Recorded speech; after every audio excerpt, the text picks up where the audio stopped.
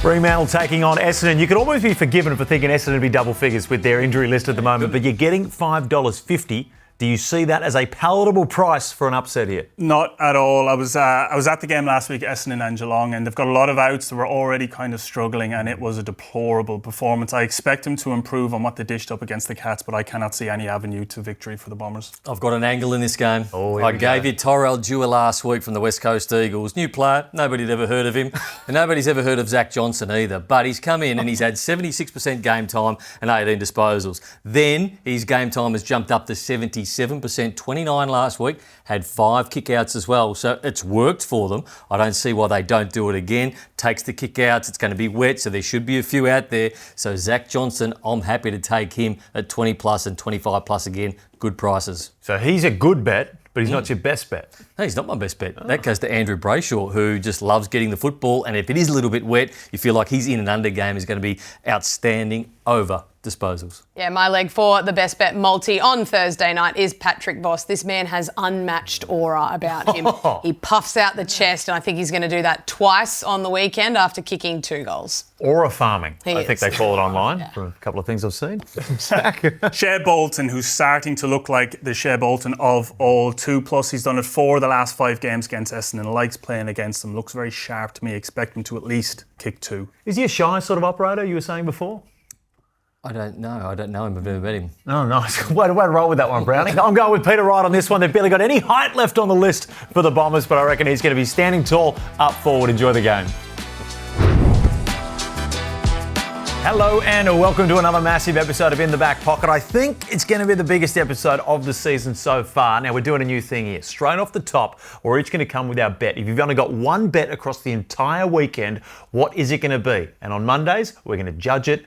And there's going to be results and, you know, all that sort of stuff. P&Ls. KPIs, they need to be hit. So who this weekend, Nathan Brown, is your best bet? I'm going to the number 1 rated player in the game right now, and that is Ed Richards. 7 of his last 7, he's had 25 plus. And I feel like against the Tigers, who give up a fair bit through the midfield, Ed Richards 25 plus as a safety. $1.55, certainly safe. Kate? I'm going at Lachie Whitfield. So this is one of those ones where the algorithm starts to work its way through.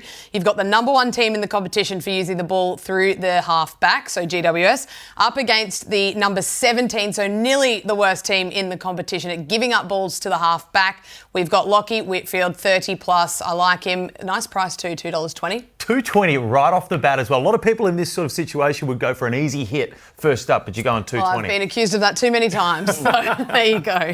Zach? Danger in his big milestone game, loves playing against the Lions. 3 of his last 5, he's kicked multiple goals. It's a very tasty price. I don't even mind looking towards the 3-goal marker. We might touch on that a little bit later, but to play it safe, I'm going Danger in his milestone, 2+. I like that one. I like it a lot. I'm going Sam Darcy, 3+. Now, he's $1.70 for this one. They're coming up against the Tigers. My one worry, just to put a little caveat on there, is if he gets managed and gets subbed out for the second half of the game. Ooh. That's my only worry for him getting to 3. You're super confident because you're already talking down. I'm already starting to talk it down, and my track record. They didn't do it last week, so I don't think they would. No, I think they played him in the ruck, so I think he's ready to go. He's going to play.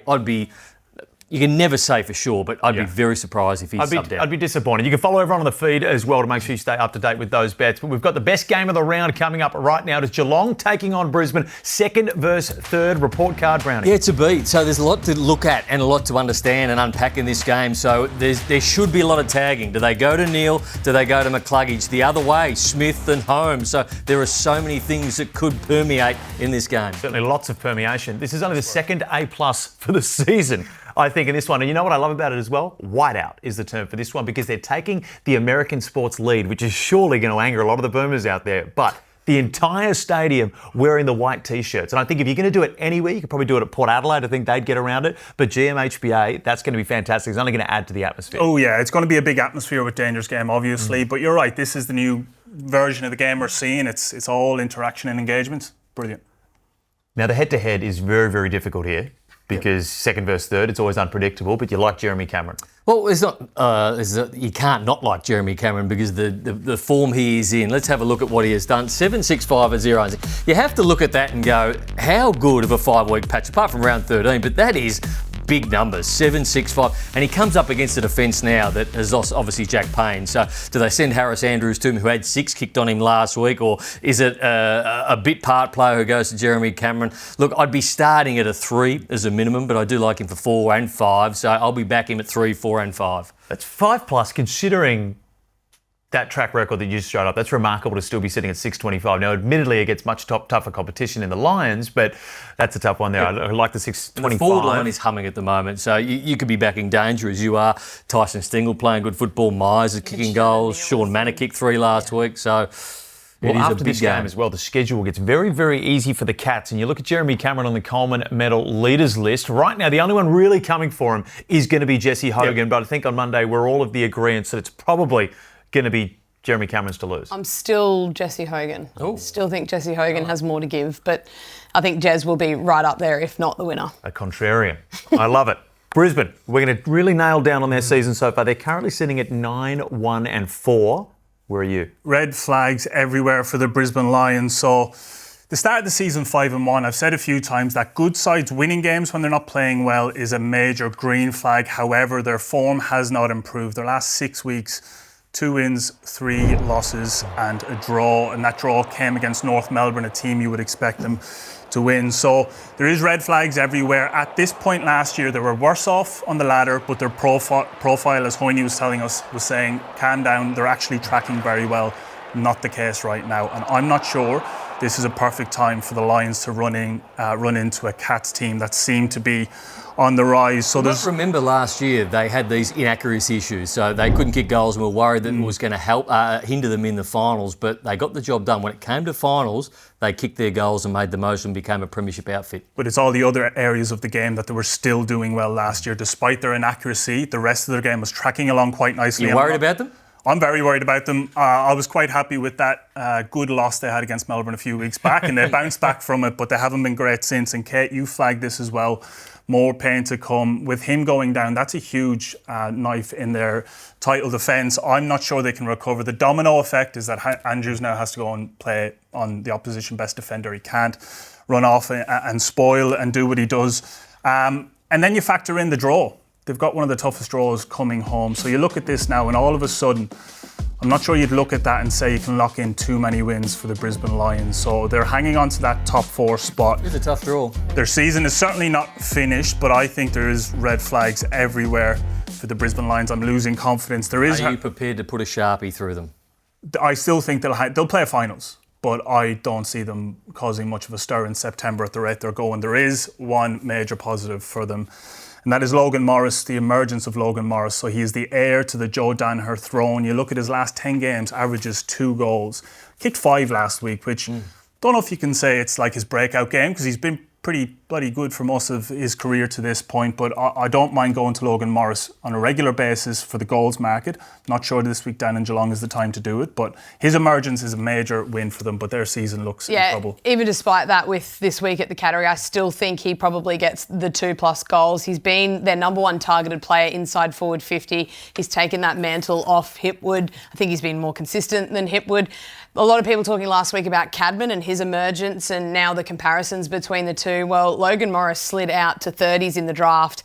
He's someone that I think, since he's been drafted, he's actually put together far more consistent performances than Cadman.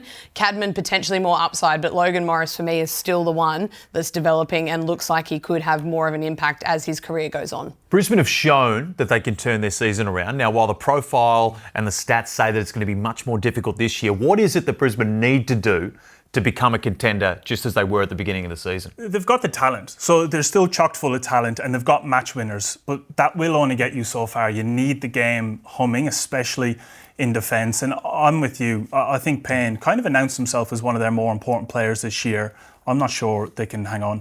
I think the difference between this time last year and this time this year is Last year, they weren't taking risks. They were playing too safe, and they said their whole slogan was, well, if you're going to walk on ice, you may as well dance on it. And they started to take very risky options moving the ball, and it ended up being the thing that broke the game open for them.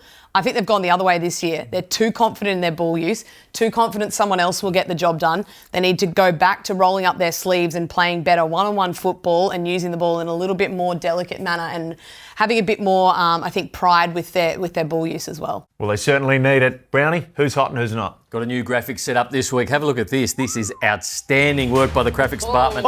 Jai Caldwell, 4 of his last 5. Good one to put in his same game multis. Max Home, he's on fire. Get it?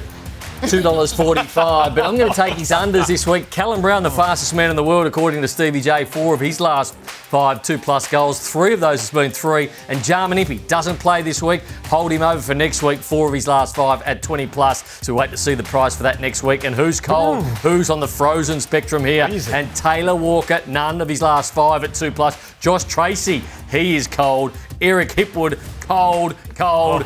And Kyle Lohman, Even colder. 2 of his last 9. That is freezing. Ever since the grand final heroics. That's fantastic. And the amount of time and effort you put into those graphics, you need to be commended Thank for. you. Who's your best bet? My best bet is Max Holmes under. I can't see how he doesn't get tagged this week. They have to tag him. Yeah, Logan Morris 2+. I think he still gets it done at the Cattery. Yeah, frisky 1, 3+ for Danger. 2+ was my safe bet. This is my value bet, Danger 3+. We're in a bit of trouble here because there's going to be a whole lot of goals at the Cattery because I'm taking Jeremy Cameron for 4+ in this one. I just think the man, the moment, when you have the Coleman in your sights, do you think there's an element? I think Jeremy Cameron a lot of times can be a fairly unselfish player, but do you think he can see that Coleman medal? He starts kicking snags. Yeah, he starts kicking snags. He starts just not handing it off. Do we see that happen? Zach doesn't like that sort of talk. No. No, I do. I'm all about it. You're an incredibly unselfish Yeah. man. I'm a selfish man, and I'm so selfish that we're going to be back very shortly. Welcome in the back pocket, a massive Saturday of footy coming up. And I'll tell you what, I think we're in agreement on this one. We smell an upset coming. Give me $4 about North Melbourne against the Blues any day of the week right now. Yeah, I think the $4 is tempting in this one. I think we said the same thing, to be fair, before Good Friday and thought that North Melbourne might turn up and get the job done against the Blues. But this North Melbourne team, compared to the one that took them on Good Friday, is, I think, just far more developed. They're further ahead in their game plan, further ahead in their progression. They've got some genuine stars that are starting to evolve and play that role. So I think they're a good chance in this one. Everything just comes together. The amount of pressure on Carlton right now from the outside coming in. And North, again, as you said, starting to play much better footy. Could have come away with 2 wins last week, but they're still here and they're rolling at the moment. Magnet movers on Monday. One of them comes up here now. So there has been, Colby McKercher has gone back to half back, and it's the easiest position to play. So he's been taking the kick-outs with Caleb Daniel. And I know you're shaking your head over there. It is the easiest position to play on the ground. If you don't get 25 as a half-backer, do not ask for a game on Monday. And his price is dwindling a little bit, but I'm still happy to take him, Colby McKercher, this week. What about Mitch McGovern? They've got to find goals, the Blues. Where are they going? Yeah, they do, because Curno's still listed as a test. He obviously was subbed out of that game last week with a calf complaint. No Harry Mackay for the next 4 to 6 weeks, so that meant that someone needed to flip forward. It was Mitch McGovern. 98% of the game he spent in the forward half. I like him for 2+, potentially even 3+ goals in this one. He kicked 3 last week. Can I tempt you to 4+ as well? No. No, just 3, you idiot. I don't think he'll kick 4. I think he has the ability, though. He looked dynamic, though. 2 or 3, I think, is more Nathan's his looking over me like wheelhouse. he's got something to say here. I want to talk about Adam Cherry. Oh, come on. I thought it was something interesting. I thought 2% that Mitch McGovern played down back. He was bloody good as well. Yeah, very good. So Adam Cherry, with Sam Walsh being out, starts to take more centre bounce attendances. And what happens when you take more centre bounce attendances? More chance to get the ball with less players around. So that's the reason why you like to back. Get the numbers, get the data, have a look who's in the centre bounces. Adam Cherry the last 2 weeks has been. Happy to take him 25. We've spoken a whole lot about Carlton so far for a team that is drastically underperforming throughout the year. Have you got anyone from North Melbourne that you can talk us into? Ooh, Cam Zurhaar, the bull. I love what he's doing. He plays the forward 50 like a De Goey or a Danger when they're at the peak of their powers. Incredibly difficult to stop. So 2+ in 4 of his last 5. And you get an awful lot of reward when you kick it to Cam Zurhaar. So if you look at this, goals per target inside 50, Cam Zurhaar sits 3rd in the competition. 0.67 of every kick that gets kicked to him in the forward 50 results in a score. So he is my 2+. I think he's starting to become a more consistent version of what we've seen for a long time, but it comes in spurts and He's had a good couple of months, hasn't he? Yeah, because great. his first 6 or 7 weeks this season, he was on borderline of being in the VFL. He was playing pretty ordinary football, but to turn it around mid-season and have those numbers we just saw, to be able to convert every time the ball comes near you inside forward 50 is pretty good. Well, people talking about the Jack Darling effect for Nick Larkey. I think it's been the Jack Darling effect for Cam Zerha. He gets the third tall now, or the hybrid, and he's been able to be the one that they go to when they need that kick out of jail, or he's isolated inside forward 50 more often than not. Ben Key's another example of that one as well, Just right at the top. Just finally on Cam Zerha, he is the type of player that in a good side would just be an absolute match winner. So if they do continue to improve, look at this guy in the next couple of years to be one of the best in the game. And North Melbourne in general, I know you spoke about it being high on North Melbourne, potentially an upset here. The signatures that they've got, something has to be going right in that club that these guys are continuing to re-sign. Agreed? Absolutely. I didn't know who you were talking to. No. So, absolutely. general statement of the panel. It's been a slow burn, and at some point it is all going to pop. And everybody's talking about North Melbourne. When are they going to do it? When?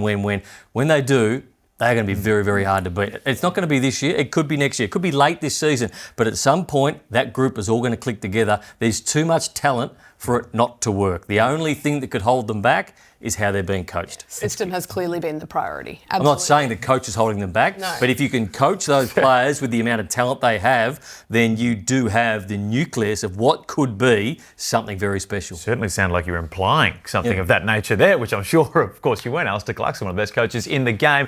Port Adelaide taking on the Swans, and the Swans, Goulden back. Tapley back. Am I right to be a little bit excited here? Yeah, you should be excited. Errol Goulden, anytime he is back, and we love Errol, but it's a tough game to punt on this one. So you look at it and you go, who's going to get tagged? You're not really sure. And I think Miles Bergman will do a job on somebody, whether that's Warner or Hoyney. We'll ask Hoyney a little bit later, but I'm happy to take Miles Bergman here because he's back more midfield time, more centre bounce attendances, and I keep talking about the centre bounce attendances. He never takes them, but in the last few weeks he started 61% of the time, and he's had 4 of his last 5 games 20 plus. So happy to do it again because when he tags somebody, they give him no respect at all. So basically, when Port Adelaide get the ball, he'll be playing on his own. We have a habit of giving the tag as a nickname, and you've been the leader, the clubhouse leader with those ones. Have you found anything for Bergman yet? I'm thinking Bergman Hamburglar, because he sort of starts to steal disposals off his opponent. Like you said, he's damaging when he can get the footy and also stops his opponent. So I think the Hamburglar. And the Hamburglar, just a notorious pest in the McDonald's universe That's as it. well. No, we know who he is. Yeah. I was just just making sure sometimes, because sometimes Brownie, I throw something over and it doesn't quite get through there. Ronald McDonald as well. He's out. Cameron Ling, he's retired. What about Collingwood taking on nasty. Little drive-by there. Collingwood taking on St Kilda. This one's a tough one in their head-to-head, but you would expect the way St Kilda's playing, the way Collingwood's playing, there's at least going to be a lot of goals on one side of the equation. Yeah, well, the thing that has been difficult for St Kilda to defend has been the key forwards. They've been okay against general forwards, but the key forwards they've struggled with. The key forward I'm looking at is Brodie Myercheck. I think 3 of his last 5, he has kicked 2+. 4 of his last 5 against St Kilda, the team obviously that they come up against, he's kicked 2+ as well. I really do like him in this game for the 2+. Wilkie may go to him. He may stay with McStay. There's the one that Wilkie doesn't go to, though, don't you? Yeah, but they often will give Wilkie the better matchup or the lesser matchup, so he can peel off and try and affect that next matchup. So if he gets Caminiti, I think 2+ all day. Always nice when you are at the ground and you can sort of see you've got that minute and a half where they disperse out and you can see where Cal Wilkie might be going. You'd be sitting, okay, where's he going? Okay, I'm going to back the other one. Do you talk that live on radio? Because you're on air while that's all happening. If I'm just in the seats on my own, I'll be talking about it and people will go, well, what's he doing? He's a weirdo. Yeah, just on Brodie Myercheck, you talk about recruitment teams earning their money, finding somebody like him from Port Melbourne, the service he is given Good player. is unbelievable. He's remarkably consistent and a nightmare of a matchup. Well, you know what you're going to get, don't you? Every week. Every time he's going to jump and leap at the ball. He's a tough guy. And when he gets his opportunity, he doesn't miss it. A beautiful kick at the goal. Sticky hands overhead. Very, very useful. Big quads as well. My God, Yes. that is a thunder Him and thighs. Wiedering, that would be a thigh That off. man. Mature age recruits. Yes. Would you say you have more success in the forward line with some of these Podsiadly types, Myercheck types than any other position? I think the midfielders, they've been pretty impressive. couple of Giant balls. Newcomb coming through. Durham. You've had a few that have really started to evolve through that midfield. I just love Run the mature data on age. it for next week. Yeah, I like mature age. We'll get recruits Hoyney to in do that. general. Let's jump into the best bets, though. Who are you taking? Adam Cherrett, 25 plus disposals, got to pick up the slack that Sam Walsh is leaving behind. I'm taking Jason Horne-Francis. Spent a little bit more time in the forward half last week because he was coming back from that hammy and looked very dynamic. If he can kick straight, he should kick 2+. Zachary? Zerha 2+ for all the reasons I've explained. Love Zerha. I'm going with Callum Mills in this one, I reckon, coming back from injury. Had a good little run of a couple of +25s. Little dip, and I reckon he's going to be back here, especially with Goulden coming back in along with Papley. Talk about the feed. State of Origin last night. I jumped on the feed, got Munster for man of the match. Thank you very much. Have you been following it? I follow the feed, and my favourite is Simon Marshall, 13-time Group 1 winning jockey. Only a small man because he's a jockey, obviously. It helps. It certainly helps. I think he's fantastic at what he does. I love Simon. Fantastic. Biggest inclusions this week, I would say, are Goulden, Tom Papley. There's one even bigger than that. Do you know who it is? Daniel Hoyne. It's Daniel Hoyne.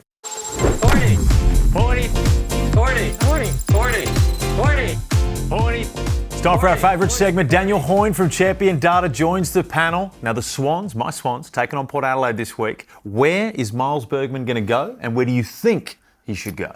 It's a huge decision by the Port Adelaide coaches, and probably one that is going to determine which way this game goes. And it's probably one of two. It's either going to be Chad Warner or Isaac Heaney. And the role that Miles Bergman has done, recently has been significant for Port Adelaide. But if you can look at it there with what Chad and Isaac have done this season, the difference in output for Warner between wins and losses is significant. The difference in output for Heaney between wins and losses doesn't really change too much. So off that, I'm putting Bergman straight to Warner on the weekend. You look at the damage in Warner's game this season. He's been involved in almost every third of Sydney's scores this season, which is the third highest percentage in the competition. Heaney's, going well, but a little bit below that. So I'm more looking at this, looking at what he did to Toby Green in the first quarter before he got injured. Dawson, Petraka, kept them all under 20 disposals. I think if you keep Chad under 20 disposals this week on Saturday afternoon, that's going to go a long way to Port Adelaide being able to notch up their 7th win for the season. So there could be a double play here. So he could keep Chad Warner to his under disposal line, but every time he's tagged, and it's not a full-on lockdown tag, he's getting the ball himself. So 4 of his last 5 games, he's had 20+, and he's going into the centre bounces. 60% CBAs last week just means you're a chance to get the ball more often when there's only 4-on-4 in the middle quickly. So I feel like he's over 20, and then whoever he's playing on, you take the unders, could be a double play. Yeah, also, from what we saw with that footage, he likes to exploit his direct opponent back the other way. So he likes to test them out. Not only does he lock them down, but he gets forward, he gets his disposals in the forward half and is able to damage with them. And I think Port Adelaide want the footy in his hands too, forward of centre, because he is a penetrating he's really aggressive with what he actually wants to do, ball in hand. So, I think you're right, Brownie. It goes both ways. And the numbers obviously back up Chad's impact, so you have him in your All-Australian team currently. Yep. Yeah, and so he's one of those guys that gets it from outside, gets it from inside to outside. So with some key players coming back from the Swans, it feels like a no-brainer. Take away the guy who can get it out to Goulden, who's back now in Papley in the front half. Yeah, no, spot on. And I think his whole season, Chad, has been a little bit underrated because, Sydney as a team haven't got, the overall returns like they did last year, but individually he's still going really well. Does Champion Data have Sydney making the finals with Goulden and Papley returning? Unfortunately, no. Felix, I don't know how else to put that nicely, but no. I thought you gave up weeks ago, Felix. Yeah, no, I did give up. But there's always just, if you don't have hope, you got nothing left. You got nothing left. What about LDU? He was probably the most important signature for North Melbourne, but since he signed on the dotted line, has it been all sunshine and rainbows? I think this is a big game Saturday afternoon, both for Carlton, but also for North. We saw their performance against Freo last week, which was, a significant improvement, compared to what they did against West Coast. But at times when we've actually got excited this year about, them being on the right path, then they've let us down. LDU this week, the reality is his season this year is the lowest rated season of his career. So he's been a top 100 player in our game for the previous 3 seasons. This year he's 222 in the competition. And I think if you track back to Carlton last year, at the back end of the year when they had the injuries, no Curnow, no Mackay, no Sam Walsh in there, the reality is it's on Paddy Cripps, which means that Carlton are going to want this game to be in a stoppage situation, which means that brings in someone like an LDU, whose number one asset is his ability to be able to win contest clearance and then explode. But as we saw on Good Friday, no doubt George Hewitt's going to go to him again. And George Hewitt, a bit like the Bergman conversation, offensively that day, he was brilliant. Highest rated player on the ground, LDU about mid-table. So you know that matchup is coming from LDU's perspective. You know that it's coming from North Melbourne's perspective. You've got to embrace it and be prepared for it, because if you dish up what you dished up 10 weeks ago against George Hewitt, it's going to be hard work for North Melbourne to get the win. But if not, they're going to be in this game right up So all the way. 25.5 is Luke Davies-Uniacke. So if it's a tight game, you're going over. I don't mind Chera in this game for the same reasons too. So it's going to be contested, and you've got Sam Walsh out, so he picks up a bit of the slack, and he was very good last game. What about Bailey Humphries? I was told by this panel that he was one of the better bets in footy, and I started jumping on him, and there appears to have been a little statistical shift since I've begun doing that. Yeah, well, clearly you've actually cursed him, because the last 6 weeks, he's the 250th rated player in the competition. The first 8 weeks of the season, he's inside the top 20. And whilst those numbers might not look like it's too much of a drastic shift, it's more how he's actually not winning it forward of centre. So in the first 8 weeks of the season, being able to win contests ahead of the ball, he was top 20 in the competition. As a result, Gold Coast are top 3 offensively. Their forward 50 is functioning, the second or third best in the competition. Last 6 weeks, he's outside the top 60 players in that aspect of the game. As a result, Gold Coast forward 50, bottom 4 in the competition. So there has been a little bit of a drop-off individually from Humphrey, from Ben Long, who had a really strong start to the season. So maybe they're another one of these teams that needed that bye to just freshen up, have a week off, and for him to get going like he was the first 8 weeks of the year. We've seen what Dangerfield, Petrarca, Martin, these centre-forward players do to your profile for the last 10 seasons. He's that type of player for Gold Coast. As I said, first 8 weeks of the season, he was doing that. They're one of the best teams in the competition. Last 6 weeks, he hasn't done it. Form has dropped off. Massive game Sunday against GWS. He's one that I'm looking for. I'm not sure what you listened to, but about 6 weeks ago, Kate and I both sat here and talked about Bailey Humphrey and the fact that 2 of his last 31 games, his disposal line has been under, hasn't been able to cover his disposal line. Yet you sit here and you go, I jumped on it. Yeah. And you slowed him down even more. It's the credits and the debits, the plus sign and the minus sign. It always confuses me. It's been going for a longer time other than 6 weeks. 2 of his last 31 games, that was 6 weeks ago, he didn't cover his disposal line over. There's definitely been a drop in his disposal line as well, because we were talking that was around sort of that 19.5 line. So that has dropped down with his slump in form. So we know that GWS love using the ball out of their back half. So it will be in his area. Can he put pressure on? Can he defend, get turnover, get his hands on the footy and hit the scoreboard from there? Yeah, and then just his overall scoreboard return in the last 6 weeks, 2 goals in 6 games for Bailey Humphrey. So something needs to change for him to get going and for Gold Coast to get going again post-bye. Well, thank you, Hoyney. And God, wouldn't it be terrible if Bergman just gets torched by Warner or Hoyney? Wouldn't that be such a shame? Thank you for joining us. We'll be right back. Sunday football, and it's the Giants taking on the Suns, the Expansion Cup, as it's been named. But before we crack into some bets for that game, you're going to take a deep dive on the Giants so far this season, who are currently sitting at 8-6 and 7th on the table. Yeah, a few issues for the Giants. A big one for me for an interstate team is their home form. So they've got had 6 home fixtures. Now that's spread across Canberra and Sydney for them. From those 6 fixtures, they're 3 wins, 3 losses. Now it's all very good to go and beat Geelong in Geelong and Brisbane at the Gabba.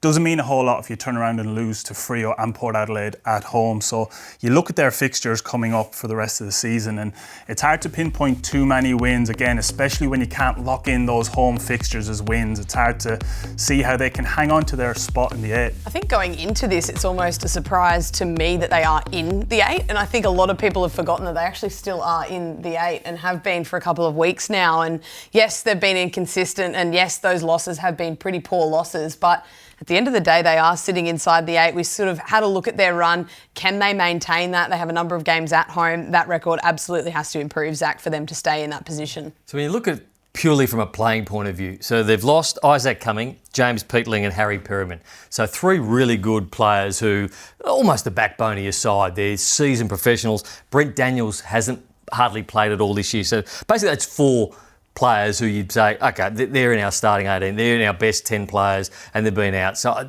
that's hard to cover. Josh Kelly, really down on form. So you look at Josh Kelly and go, you could you could group him in with those players, and that's 5 players who are down or not there from last season. And I think they've just been inconsistent from there. They've tried Lockie Whitfield in different position. That hasn't worked. So the Giants, then they can come out last week against Brisbane and do what nobody thought they could do. So they are hard to pick. And I can't back against them. I can't say no, they won't make the 8 at the moment because they've got the players there to do it. But they have lost a lot. People not remember. Cumming, Peatling and Perryman, all very good players. Well, forgive the caveman speak, but it really does feel like Giants up, Giants down, Hogan down. They are very, very reliant on him kicking a bag for them winning. Yeah, they're the least mysterious team in the competition. It's kick it to Jesse. If he kicks a bag, we can win. If he doesn't, we can't. So Cadman had a bit of a breakout game last week, kicked 5. I'm not sure we can rely on him to step up when Jesse Hogan is kept quiet. So you look last week, they kick it to Jesse Hogan 16 times, kicks a bag, they win. Now this is a trend that has gone on all year. So top 5 inside 50 targets this season. Mitch Georgiades number 1.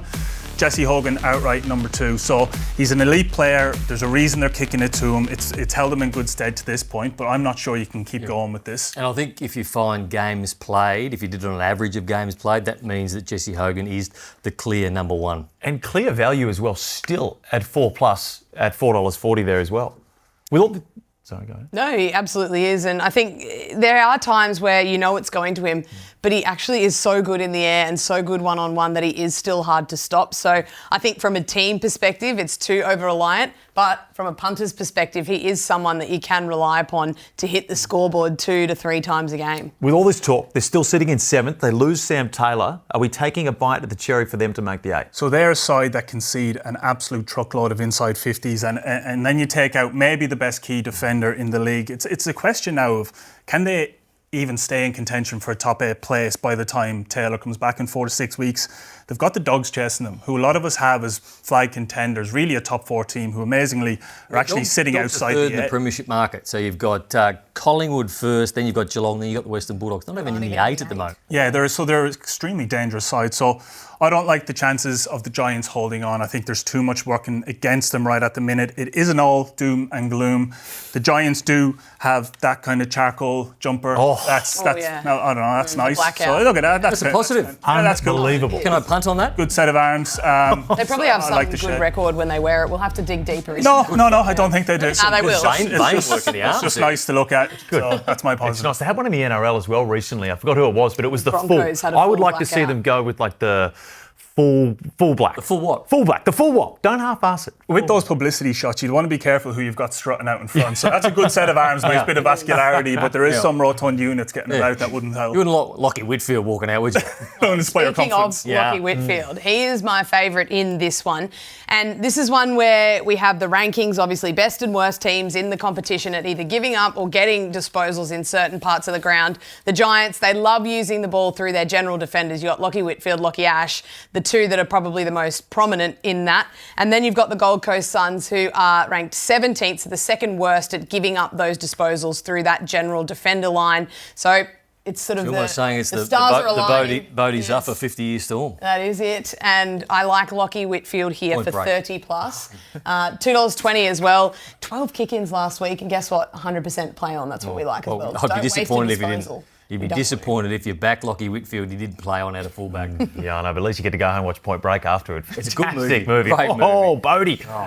Bulldogs looking to put Richmond to the sword here. Let's have a look at the report card. You'd expect a big one Hey, for the Dogs. if I could put more pluses on that, I could, but unfortunately the graphics, they didn't do it for me. Puntability A, triple plus. This is a triple plus A rating game. On the topic of graphics, that was meant to be Sam Darcy breaks 8, not Sam Darcy breaks, because we certainly don't want him to break. He's just come back. We want him to stay in one piece, but his career high is 7. I reckon this is a time where we can see him really come out and kick a bag. I've got him for 3+, I've got him for 4+, but I do think that he comes out and really puts on a show in this game. Let's talk about him. We're going to show some highlights of Sam Darcy. And I love the fact that they played him in the ruck last week. So that said to me, they think he's 100% cherry ripe, ready to go. We are not going to muck around. He is fully fit, ready to go. His aggression was outstanding.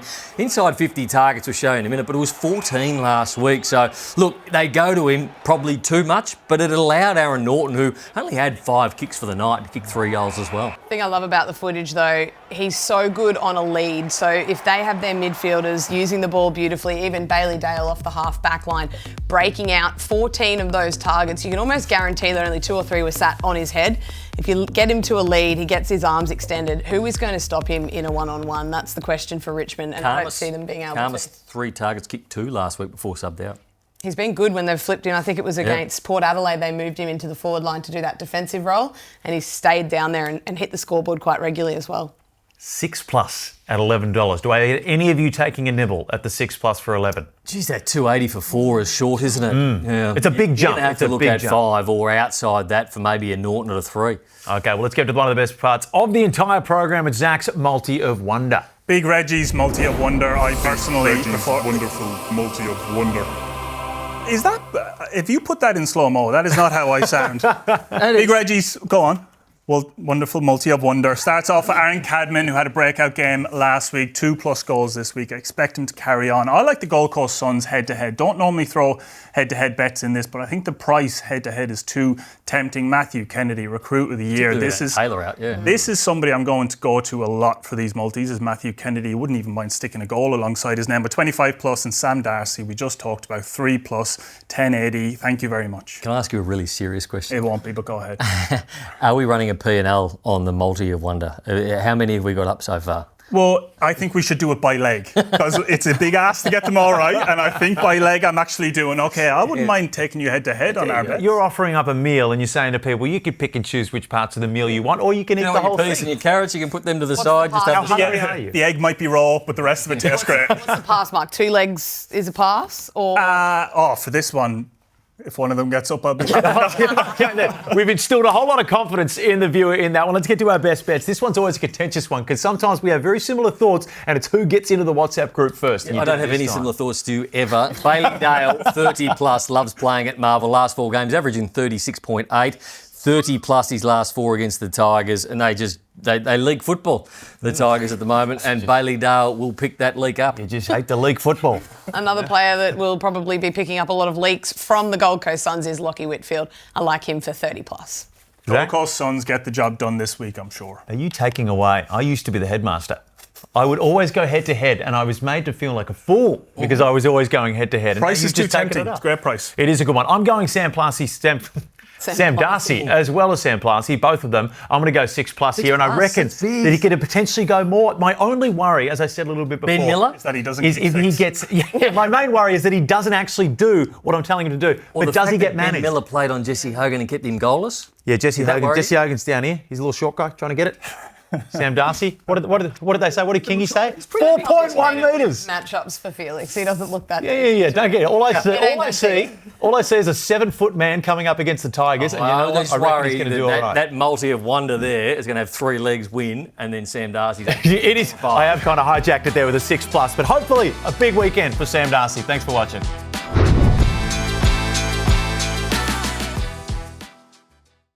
Imagine what you could be buying instead. For free and confidential support, call the number on the screen or visit the website.